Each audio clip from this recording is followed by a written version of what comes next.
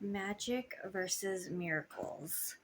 Magic is not long lasting. It can kind of be explained step by step how it's done. Miracles, just like medical miracles, cannot be explained. You might not even know what's happening, what's going on, how it even happened, that God created it to occur. Magic is temporary. It's not eternal. It's human made at an attempt to be like God. It is a facade. It doesn't have mm, it doesn't have that divine spark. It's man-made.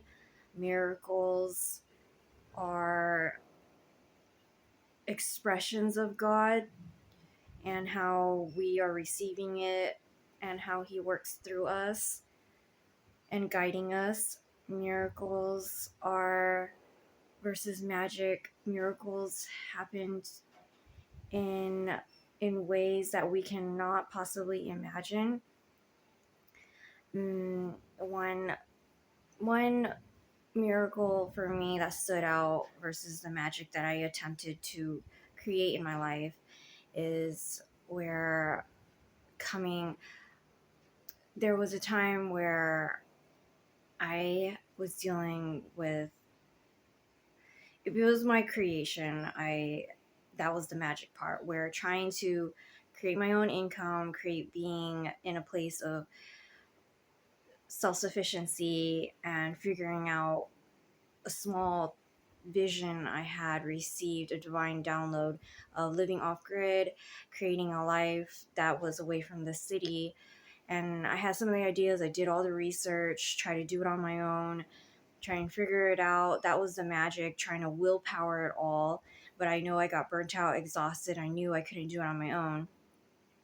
And there was an attempt where I was partnering with someone, trying to support them in a business type of venture, but they ended up screwing me over.